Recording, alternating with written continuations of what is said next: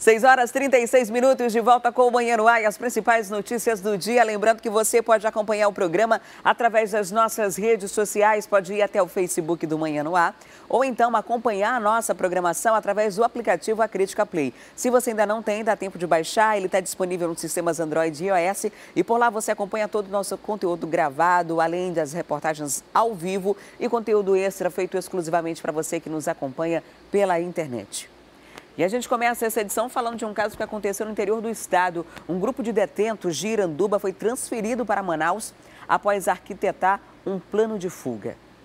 A prisão aconteceu após denúncia. A polícia recebeu uma denúncia anônima de que 2 rapazes estariam comercializando entorpecentes no final da rua Curió, no bairro Novo Amanhecer, em Iranduba. Prontamente, os policiais foram até esse local constatar a denúncia. E chegando lá, eles avistaram 2 homens em atitude suspeita. Os policiais pararam esses rapazes, fizeram a abordagem e com eles foram encontrados 37 trouxinhas de óxido, uma porção de maconha, um celular e mais R$ 167 em dinheiro aí, que segundo a polícia, possivelmente teria sido dinheiro aí do tráfico. Os suspeitos foram identificados por Fabrício Pinto, de 22 anos, e Ronildon Ramos, de 18 anos. Todo o material apreendido e os suspeitos foram encaminhados para a 31ª Delegacia Interativa de Polícia de Iranduba para os procedimentos legais. E uma tentativa de roubo a um ônibus do transporte alternativo foi frustrada pela polícia. O crime foi evitado após o motorista emitir sinais de luz para a viatura. Um homem foi preso e 2 menores apreendidos. Todos os motoristas de coletivos que circulam aqui pela zona leste da cidade, além de dirigir, precisam ficar atentos a todos os passageiros que entram no ônibus. Isso porque os assaltos são constantes. Inclusive, um assalto foi frustrado no começo da tarde desta sexta-feira. O motorista, bastante esperto, experiente, percebeu a atitude suspeita de 3 pessoas que tinham acabado de entrar em um ônibus alternativo, aqueles amarelinhos que circulam aqui nesta área da cidade. O motorista prontamente avistou uma viatura policial e começou a dar luz alta. Os policiais entenderam o recado e entraram no coletivo para fazer a abordagem. Olha só o desfecho da situação. Esse sujeito aqui foi preso em flagrante. Olhe bem para o rosto dele, ele tem uma tatuagem, possivelmente você que esteja nos assistindo já tenha sido vítima do João Vitor Amorim, de 21 anos de idade. Os policiais entraram no coletivo, começaram a fazer ali a revista, pegaram a bolsa dele.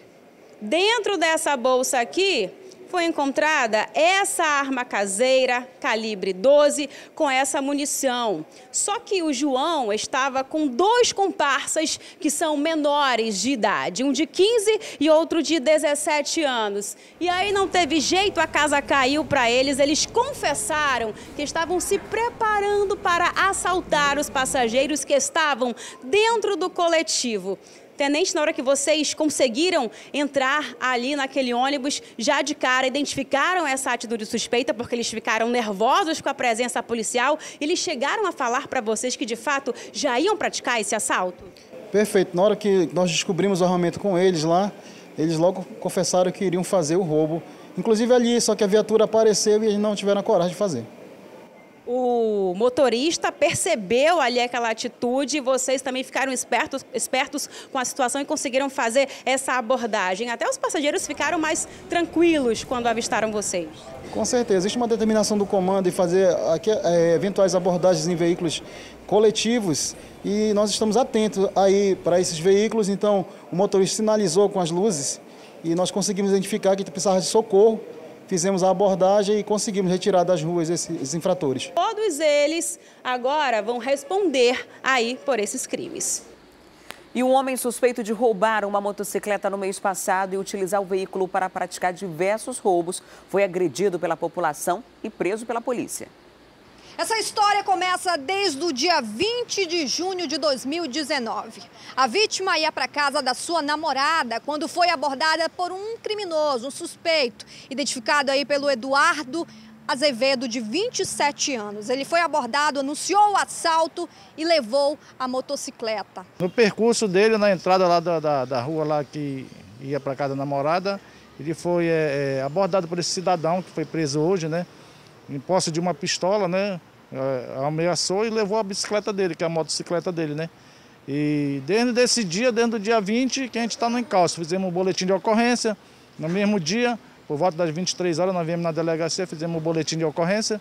E desde aí a gente só vê notícia que ele estava fazendo assalto na motocicleta do meu filho. Agora está mais tranquilo, né, com a motocicleta? Nós estamos mais tranquilos, porque a polícia, né?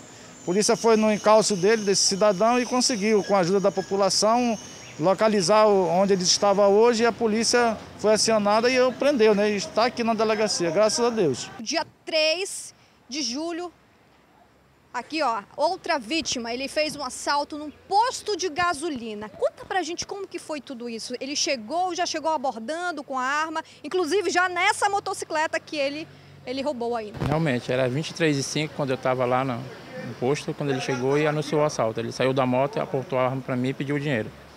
Foi na hora que eu entreguei e me afastei, que ele pediu para me se afastar, senão ele ia me dar um tiro. Ele era todo o tempo agressivo? Como é que foi? Sim, ele era totalmente agressivo, tanto que ele estava meio, acho que noiado, porque do jeito que ele estava, ele olhava para um lado e olhava para o outro, todo o tempo agitado. Só ele? Só ele no momento. As câmeras de segurança registraram esse momento? Sim, registrado. Tá tudo lá, eu tenho até a gravação no meu celular. O que ele levou de você nesse assalto? No meu assalto foi 552 em dinheiro. Agora está mais tranquilo com a prisão, né? Ele só não levou meu celular porque estava carregando e não estava junto comigo. Ele pediu também o celular. Esse suspeito aí, o Eduardo, não se contentou e começou a cometer mais assaltos. Na manhã de dessa sexta-feira, ele cometeu assaltos em 3 estabelecimentos. A gente já estava no rastro de quem estava assaltando esses postos, né? De gasolina, e hoje, por um acaso, a gente deparou, né, com essa linchamento da população, e a gente passou perto na hora e já verificamos que tinha que prender o indivíduo, né? Já estava com material, estava com mais de R$800, moto roubada. Inclusive, a gente descobriu que ele era foragido. A gente deu prosseguimento na ocorrência, tivemos êxito, né? Graças a Deus, menos uma pessoa fazendo mal aí na rua. E a Polícia Militar está aí, sempre presente para servir e proteger. Tá aí, gente. A polícia foi acionada, né? Como o tenente falou, rapidamente eles foram até um local, constataram a denúncia. Chegando lá, o suspeito, o Eduardo, já estava todo machucado, né? A população resolveu fazer justiça com as próprias mãos. Ele foi encaminhado, né, para um hospital da capital e em seguida ele veio aqui para o 12º Distrito Integrado de Polícia para os procedimentos legais. Agora, nesse momento ele está sendo ouvido, é isso, tenente? Ele já está sendo encaminhado o flagrante dele, entendeu? Daqui a pouco ele deve ser ouvido, os nossos comandantes aí estão no flagrante. Ele vai ficar aí detido aí por um bom tempo, sem dar mais prejuízo para ninguém. E as forças de segurança do Amazonas incineraram ontem 3 toneladas de drogas no Distrito Industrial 2. O material é fruto de apreensões durante operações policiais. 3 toneladas de drogas apreendidas durante operações policiais que ocorreram em todo o estado foram trazidas até uma empresa especializada em tratamentos de resíduos da Amazônia, situada aqui no Distrito Industrial 2, para serem incineradas. Ao todo, 2,5 toneladas de maconha e 500 quilos de cocaína foram transportados em um caminhão escoltado por policiais militares, civis e forças especiais. É um trabalho realmente muito da união, né, útil ao sistema, porque nós trabalhamos em conjunto, porque sozinho também só uma polícia não vai dar conta. E é louvável, junto com a Justiça, a Secretaria de Inteligência, a Secretaria de Segurança, a Polícia Militar, que colabora demais conosco. E depois que a Justiça libera, aí nós começamos a trabalhar em cima para realizar essa incineração. Segundo a Polícia Civil, esta é a 2ª incineração que ocorre este ano. Em fevereiro, foram incineradas cerca de 5 toneladas, sendo uma de cocaína e 4 de maconha. Esse ano nós já apreendemos mais de 6 toneladas de droga. Estamos incinerando agora 3 toneladas, dependendo apenas da conclusão dos trabalhos judiciários para incinerar o restante. Segundo a polícia, desde o início do ano até agora, 600 pessoas foram presas por tráfico de drogas. Entre elas, 80 por associação para o tráfico e 138 adolescentes apreendidos. De acordo com o comandante-geral da Polícia Militar, Ayrton Norte, O número de prisões e apreensões é reflexo do trabalho dos militares, que será intensificado cada vez mais. A Polícia Militar ela tem feito o trabalho com as SICONs, mas o Comando de Policiamento Especializado, através da ROCAM e a Força Tática do CPM, o CPI também com a Força Tática no interior, tem feito grandes apreensões. É um trabalho conjunto, é um trabalho coordenado pela Secretaria. Isso prova que a integração só traz uma segurança de qualidade e nós vamos continuar trabalhando firmes, fortes, combatendo o crime organizado no estado do Amazonas. E o corpo de um homem foi encontrado em um canteiro de obras na Avenida Torquato Tapajós. Segundo testemunhas, o homem ainda não identificado costumava praticar roubos e até tentativas de estupro na área. O corpo de um homem, aparentemente de 40 anos, ainda não identificado, foi encontrado num canteiro de obras onde está sendo construído uma passagem de nível, bem na Avenida Torquato Tapajós com a Avenida Arquiteto José Henrique. Era por volta das 9h30 da manhã quando o encarregado administrativo da construtora entrou em contato com os policiais militares da 18ª Companhia Interativa Comunitária, informando que um corpo teria sendo encontrado aqui abaixo dessa estrutura de concreto por um funcionário terceirizado que no momento tentava instalar um banheiro químico. A gente tem o nosso linha direta 988421712, onde os responsáveis da empresa entraram em contato com a gente informando que possivelmente existiria um corpo aqui debaixo do viaduto. A gente mandou prontamente uma viatura deslocar, onde foi constatado realmente que tinha um corpo aqui abandonado. Quem encontrou esse corpo? Foi um funcionário terceirizado que não foi divulgado o nome da própria empresa que está responsável pela essa obra. Esse funcionário chegou a informar qual a causa da morte ou o que teria acontecido e o cenário que foi encontrado aqui? Não, ele é um funcionário que é responsável por trazer os banheiros químicos. Ele só informou que quando ele veio trazer o banheiro, ele já encontrou esse corpo aí no estado que está. A polícia diz ainda que conseguiu captar algumas informações com os vendedores ambulantes aqui da área. Esta pessoa que foi encontrada morta andava com uma outra pessoa, um comparsa até então identificado como Diabo Loiro, realizando vários assaltos e até estupros aqui no local. Isso ainda está sendo investigado pela Polícia Civil. Pelo que indica, ele estava deitado em cima dessa mesa, né, que vocês podem visualizar atrás, e veio alguém por trás e deu uma paulada nele, na cabeça. Daí ele caiu. Os vendedores aqui ambulantes falaram que ele comete furtos, né, roubos e tentativa de estupro na região aqui. E falaram que ele anda com um tal de Diabo Loiro. Isso foi confirmado? É, foi falado pelo pessoal aí. Então a gente vai começar a apurar para ver se essa informação bate. Segundo o delegado plantonista da Delegacia Especializada em Homicídios e Sequestros, o primeiro passo é realizar o trabalho de identificação da vítima. Então a gente vai buscar a identificação da vítima aqui e buscar identificar onde ele andava, com quem que ele andava, o endereço dele. Alguns objetos foram encontrados no local do crime. De acordo com a polícia, eles devem passar por uma perícia. Foi encontrado uma faca nas proximidades aqui, mas não tem nenhum vestígio de sangue, nada. Um pedaço de madeira que foi encontrado lá? No canto ali, já foi periciado, já foi tirado a foto, né? É uma perna manca, né? Grande assim. Policiais militares da 18ª Companhia Interativa Comunitária acionaram uma equipe do Instituto Médico Legal que deve fazer a remoção do corpo. As investigações devem ficar a cargo da Delegacia Especializada em Homicídios e Sequestros. Eles querem saber se essa pessoa foi assassinada, se ela caiu desses equipamentos que ficam instalados aqui no local ou se esse crime tem alguma relação com os roubos que essa vítima cometeu aqui na área. E a Polícia Civil conseguiu prender no município de Itacoatiara um jovem que era procurado por uma tentativa de latrocínio ocorrida no bairro Cidade de Deus em março desse ano. A vítima era vizinha do suspeito. Um crime arquitetado, planejado depois de uma informação precisa.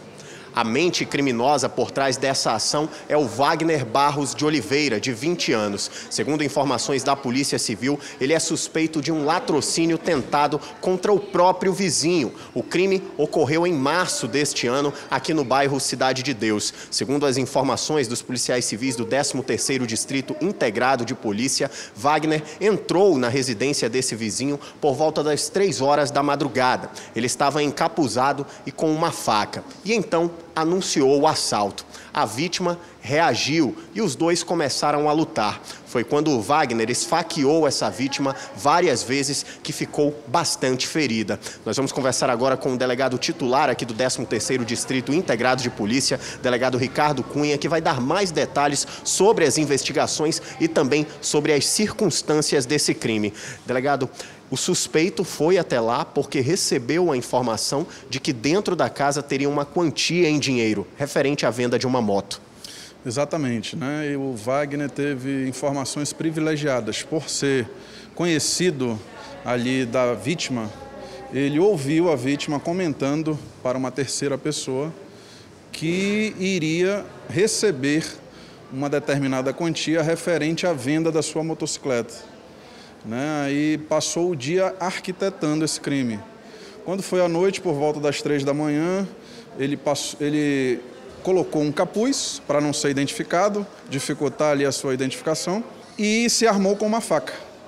Ocasião aí em que ele se dirigiu para a casa da vítima, anunciou o assalto após adentrar na residência, solicitou o telefone celular da vítima, primeiramente, né, para não levantar suspeitos. Como a vítima só tinha aquilo naquele momento, ele não resistiu e acabou sendo expresso: cadê o dinheiro da motocicleta? Foi quando a vítima se assustou, né, temendo ali pela sua vida, entrou em luta corporal com o Wagner. E aí, por essa razão, essa luta corporal, o capuz dele acabou sendo retirado. Ele foi identificado tanto pela vítima como pela sua esposa.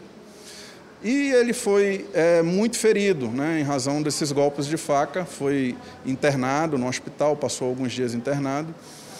E somente depois disso é que nós tomamos conhecimento dos detalhes do caso.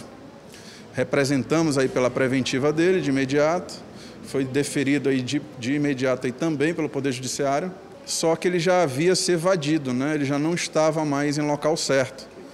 Iniciou aí todo um procedimento aí investigativo para localizá-lo. Posteriormente, com o avanço das investigações, localizamos que ele estava na cidade de Itacoatiara. De imediato também contactamos a polícia local, né, a polícia civil daquele município. Eles fizeram a prisão do Wagner no dia 2 agora, e no dia de ontem foi feito o seu recambiamento pelas nossas equipes aqui do 13º para voltar para a cidade de Manaus, ser interrogado. Ele já foi interrogado, ele já confessou que ele viu uma oportunidade ali, né, de lucrar com aquilo, mas que demonstrou arrependimento aí posterior. Enfim, agora ele teve que ser retirado aí do convívio social, né, tranquilizando mais a família dos envolvidos aí. Delegado, a vítima, inclusive, alegou aqui para a Polícia Civil que tinha uma certa relação de amizade com o Wagner. E isso pegou vocês de surpresa. Sim, né?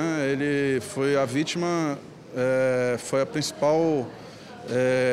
a pessoa mais surpreendida ali naquele momento, né? Ele não acreditava que se tratava do Wagner, o vizinho de porta dele, digamos assim, né?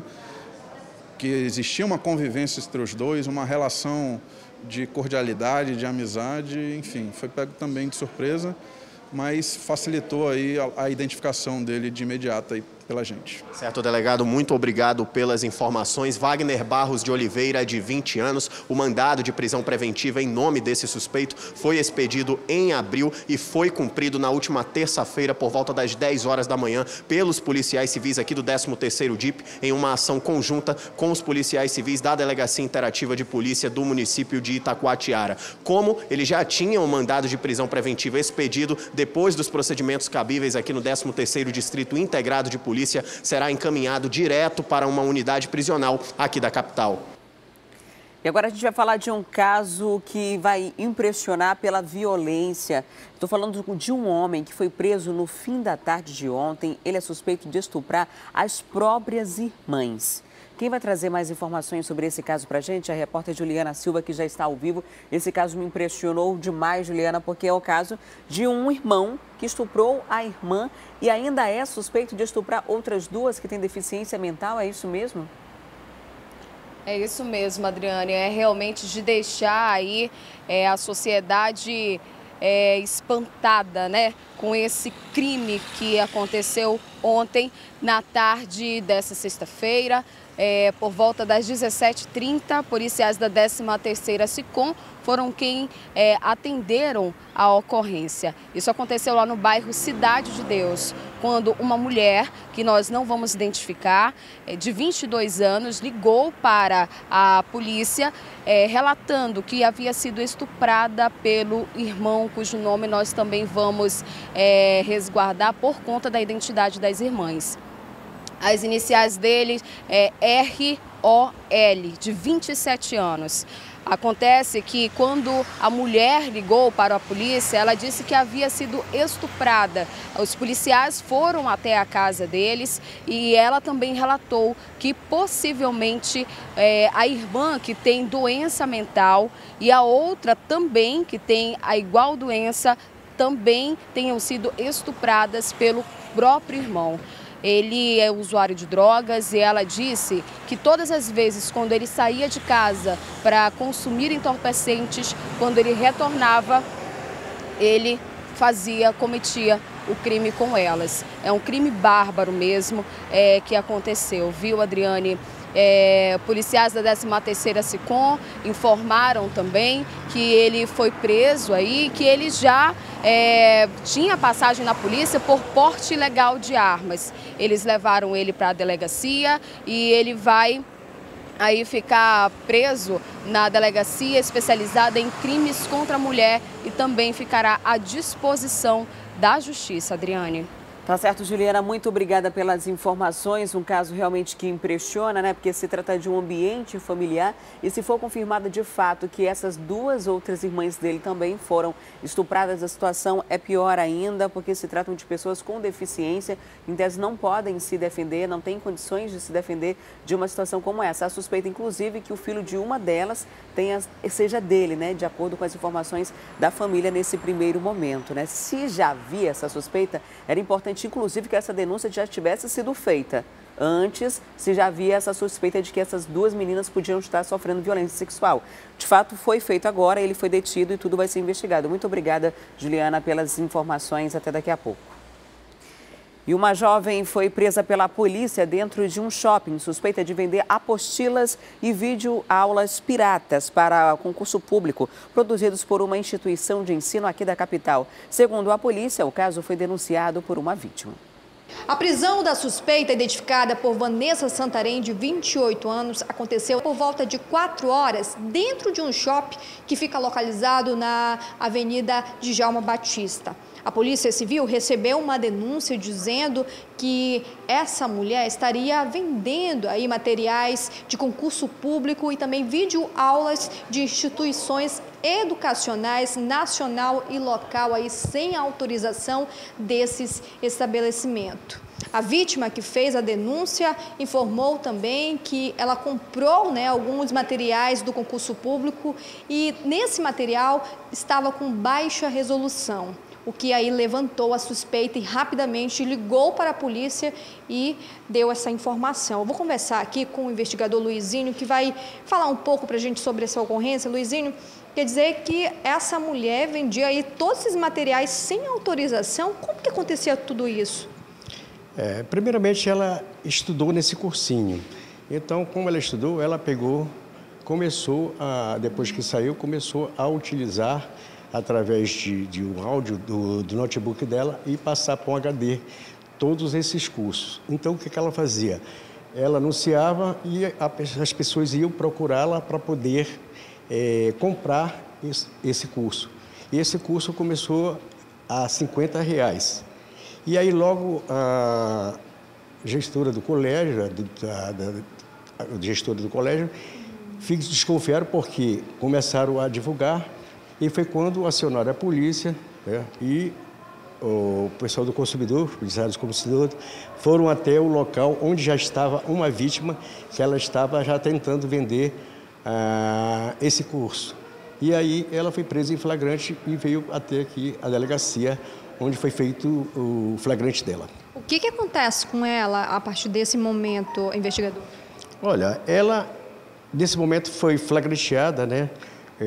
Como foi um crime de pouca potência, materiais, que era o primeiro ou segundo curso, então ela foi flagranteada por um artigo que é afiançável, certo? Ela foi afiançável, mas ela vai responder na justiça por esse crime que ela aconteceu. Ela já tinha passagem pela polícia? Não, ela não, é a primeira vez que ela acontece e, infelizmente, ela vai responder agora só na justiça. Agora, investigador, essa mulher, né, aí a Vanessa Santarém, de 28 anos, como ela não tinha custo nenhum, né, em comercializar, ela pegava esse material, inclusive ela foi aluna, né, como o investigador falou, ela colocava até em sites de compras e vendas num valor atrativo, né, isso que chamou muito a atenção também, né? É positivo, é porque como o valor que ela colocava, as pessoas começaram a se interessar pelo o valor do curso. Então foi isso que foi a desconfiança foi tão grande das pessoas que chegaram aí procurar realmente o colégio, e foi quando a diretora do colégio veio até aqui conosco e relatou os fatos que tinham acontecido. Aí foi feito esse trabalho de investigação, e na hora que ela estava fazendo o contato com um rapaz que ia ser uma das vítimas dela, ela foi presa em flagrante e conduzida até aqui o jipe. E no bairro Tancredo Neves, um homem de 37 anos foi preso suspeito de agredir a própria irmã e ameaçar os avós. Segundo a polícia, pois a população foi preciso que intervisse na situação, prendesse esse infrator, que ele estava quebrando toda a casa, os móveis de dentro do imóvel, e aí a polícia só conseguiu prendê-lo depois que as pessoas, os vizinhos, já tinham intervido na situação. Mais um caso de agressão contra mulheres foi registrado em Manaus. Dessa vez, a vítima é irmã do suspeito, um homem de 37 anos.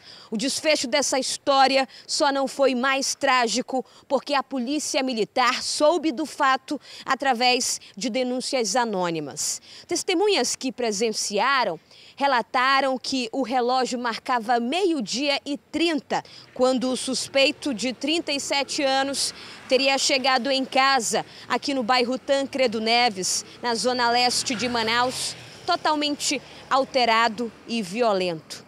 Esse homem, no momento que entrou na residência, teria iniciado uma discussão com a sua irmã de 25 anos. Ele estaria sob efeito de entorpecentes e, em determinado momento, começou a agredir a própria irmã. Não satisfeito, ele ainda chegou a ameaçar os seus avós. Segundo relatado pela guarnição que atendeu a ocorrência, ele aparentava estar sob efeito de entorpecente. Essa é a primeira vez que ele é preso? Ele não tem nenhuma passagem na polícia, é a primeira. Como vocês conseguiram chegar até o local? Também foi através de denúncias? Foi através do CIOPS, repassou a ocorrência para a viatura através da rede de rádio, a viatura deslocou até lá. Quando chegou, ele já não estava mais exaltado, mas a irmã dele mostrou que tinha marcas, hematomas pelo corpo, que ele teria causado, e ele aparentava estar sob efeito entorpecente. A guarnição tentou fazer a condução dele até a delegacia, ele se recusou e teve que ser algemado e, com o uso moderado da força, colocado no interior da viatura e trazido para cá. Os moradores da comunidade ficaram aterrorizados e indignados com esse episódio. Eles entraram na casa dos idosos e mobilizaram o suspeito, que ainda estava bastante alterado, e amarraram o homem. Os policiais da 14ª Companhia Interativa Comunitária foram acionados. O suspeito foi preso e encaminhado para a Delegacia da Mulher. Ele foi identificado como Raimundo Nonato de Araújo Maciel. E agora vai responder pelo crime. Ameaça, injúria e lesão corporal. Nesses casos de agressões, a vítima precisa denunciar, até porque ele é um parente, né? Faz parte ali da família, irmão dela, e acabou cometendo esse crime. Nesses casos, não pode deixar impune. Sim, como no caso dela, ligar para o 190, que a viatura vai até lá fazer a condução, se for o caso. A gente volta a falar sobre o caso dos policiais militares flagrados em Tefé, agredindo um homem em um posto de gasolina. A justiça acatou o pedido do Ministério Público e decretou a prisão dos suspeitos. O pedido foi feito pela 2ª Promotoria do município de Tefé diante da comoção causada pelo crime cometido por um motivo fútil. As prisões preventivas foram baseadas no artigo 312 do Código Penal Brasileiro, que diz que em situações como essa devem existir provas e indícios suficientes. Nesse caso, a câmera de vigilância do posto de combustíveis flagrou os 2 policiais militares agredindo essa vítima. Agora, eles vão ficar na cadeia militar. O comando da instituição não compactua com nenhum tipo de abuso de autoridade, nenhum tipo de excesso ou arbitrariedade. Nós estamos agindo com rigor, os policiais foram afastados das suas funções, foram transferidos para a capital e já foram submetidos ao procedimento administrativo, através da nossa Diretoria de Justiça e Disciplina. Isso está sendo avaliado também, analisado pela Corregedoria Geral do Sistema de Segurança Pública. Está instaurado um procedimento e esse procedimento vai para a Auditoria Militar. Dependendo do crime que eles cometeram, eles vão responder criminalmente e administrativamente. Mas nós estamos apurando e eu digo sempre que nenhum de nós está acima da lei, principalmente o policial. O policial tem a obrigação de preservar a vida e aplicar a lei. Esses policiais já foram responsabilizados e nós já tomamos as devidas precauções. Esse caso aconteceu no último dia 30 de junho no município de Tefé. A vítima foi até um posto de combustíveis e pediu dos 2 policiais militares que estavam de folga a quantia de R$3 para inteirar uma caixinha de cerveja. Por conta da insistência, esse homem acabou sendo agredido. O boletim de ocorrência foi registrado pelo cunhado da vítima. O vídeo chegou até as autoridades no último dia 2 de junho e a partir daí foi feito o pedido das prisões preventivas. E a polícia divulgou as imagens do jovem de 24 anos, identificado como Lucas Costa Figueiredo. Ele matou a ex-namorada de 15 anos e o namorado dela a golpes de terçado enquanto eles dormiam. O suspeito contou com a ajuda de um comparsa, identificado como Josimar Lins Fernandes, de 39 anos. O crime, que deixou uma 3ª pessoa ferida, aconteceu no último dia 27, no bairro Puraquequara, na zona leste de Manaus. Quem tiver qualquer informação sobre o paradeiro de Lucas e do Josimar, esses que aparecem aí no vídeo, pode ligar para o Disque Denúncia da Delegacia Especializada em Homicídios e Sequestros. Anota aí o número, é o 993-857963, 93857963, ou pode ligar também para o telefone 181. A ligação é gratuita e você não precisa se identificar. Esse caso foi um caso que impressionou muito pela violência, né? Essa menina, antes de morrer, teve a mão decepada, acabou morrendo no hospital 5 dias depois de ser internada, depois que, inconformado com o fim do relacionamento, o Lucas resolveu dar fim à vida dela, do novo namorado, e por muito pouco não matou a amiga que estava no local também. E um padre da Arquidiocese de Manaus é suspeito de estuprar uma venezuelana. Esse escândalo veio à tona após a vítima registrar um boletim de ocorrência no 5º Distrito Integrado de Polícia. A Tamires Claire tem os detalhes, ela já está ao vivo e vai conversar com a gente a respeito dessa situação. Tamires, a vítima relatou que conheceu o padre e contou os detalhes da violência sexual que sofreu, né? Conta melhor essa história pra gente. Até onde eu vi no boletim de ocorrência, é algo muito impressionante, assustador, porque a venezuelana veio se tratar de uma doença aqui em Manaus, né? Pois é, Adriane, bom dia para você, bom dia a todos que nos acompanham aqui no Manhã no Ar. Olha, os relatos dessa venezuelana são realmente assustadores. Eles chamam muita atenção por alguns requintes ali de crueldade mesmo, porque essa venezuelana, essa refugiada, veio para Manaus porque ela tem um tipo de câncer. O câncer é o linfoma de Hodgkin, que é um câncer que se origina ali no sistema linfático.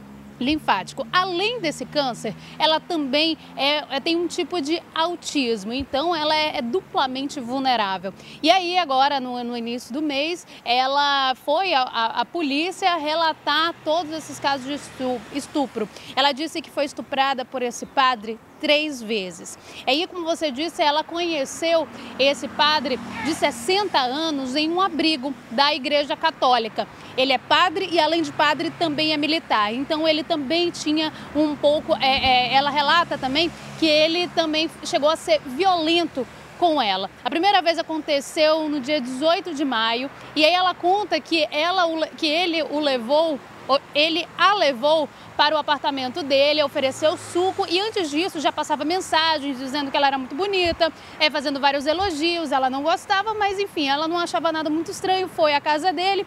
Quando chegou lá, ele começou a iniciar o ato e ao longo desse ato ele dizia para ela que estava fazendo aquilo para curá-la. Inclusive, ali no meio do ato também chegava a dizer que Deus iria salvá-la, enfim, ficava chamando o nome de Deus ali enquanto cometia o crime. Ela inclusive relatava que estava sentindo muitas dores e mesmo assim ele não parava. Ela chegou a ir para o hospital justamente por conta dessas dores e no dia que ela saiu do hospital, ele repetiu o crime. Ele levou essa moça também para a casa dele e, de novo, a estuprou. E depois teve uma terceira vez, dessa vez ela estava lá no Hemoan fazendo tratamento, ele foi lá buscá-la, levou para o apartamento e isso tudo aí é o relato que ela deu à polícia, né? E aí ela também disse à polícia que dessa vez ele estuprou, inclusive deu um soco nela, ela ficou um pouco tonta e foi quando ele começou de novo a cometer o crime. Depois disso, ele ainda a levou de volta para o Hemoan para que ela continuasse o tratamento. Aí, ao longo do mês de junho, ele inclusive chegou a passar mensagens de texto para ela, dizendo para ela ir embora, deixou um dinheiro na arquidiocese para ela, para que ela voltasse para a Venezuela e não contasse o crime que tinha acontecido. Ela se recusou, até porque ela disse que da cidade onde ela vem não tem a possibilidade de ela se tratar do câncer que ela tem. Então, por isso, ela queria continuar aqui em Manaus e como houve muita insistência, ela ficou muito assustada, chegou a sair lá do abrigo onde ela estava e aí ela resolveu contar tudo isso para a polícia. A gente tem a declaração da arquidiocese que disse que inclusive ele já foi afastado de todas as atividades da arquidiocese, ele não vai mais poder exercer a função, pelo menos temporariamente, enquanto tudo isso está sendo apurado. Como eu disse também, ele é militar, então também há uma declaração do Exército, disse que ele, na verdade, ele é militar da reserva, né, do Exército e que ele não, na época que ele estava ali no Exército, ele não exercia nenhum tipo de atividade sacerdotal. Então, ele também já foi, inclusive, suspenso da aposentadoria, né, das ordens dele de militar. Ele não ganha mais o dinheiro que ele ganhava do Exército. É uma história realmente que chama muita atenção e a gente acompanha ao longo da nossa programação, claro, esse caso, né, Adriane? Ainda vão acontecer vários desdobramentos, né, porque a investigação é muito embrionária, está na fase inicial, mas é algo que impressiona, porque se trata de uma refugiada aqui em Manaus, uma pessoa que veio numa situação de total vulnerabilidade, doente, não tem onde ficar, fica num abrigo. Alguns desses abrigos são mantidos pela igreja, que faz um trabalho sensacional de dar esse suporte, de oferecer educação, de dar estrutura. E, infelizmente, pode ser que esse crime tenha acontecido, já que ela conheceu esse padre lá dentro, né, de um desses abrigos onde ela e o pai estavam. Então, o caso precisa ser apurado com todo rigor, porque, infelizmente, usar dessa fragilidade, dessa vulnerabilidade para cometer um abuso como esse, né, que levou à internação, ela ficou 8 dias no hospital, é algo de fato inadmissível e a gente vai continuar acompanhando. Não foi divulgado o nome do padre, por isso que a gente também não deu mais detalhes, nem pela arquidiocese e inicialmente pela polícia também. Muito obrigada, Tamires, pelas informações. E o Superior Tribunal de Justiça, o STJ, negou a liminar que pedia a liberdade provisória do delegado da Polícia Civil, Gustavo de Castro Sotero. Ele está preso desde novembro de 2017 e é réu no processo pela morte do advogado Wilson de Lima Justo Filho, assassinado durante uma briga em uma casa de shows na zona oeste de Manaus. O delegado também é acusado de 3 tentativas de homicídio. A defesa solicitou que Sotero aguardasse o julgamento em liberdade. O ministro Antônio Saldanha Palheiro, no entanto, justificou que não encontrou ilegalidade na manutenção da prisão do delegado, então, portanto, ele permanece preso.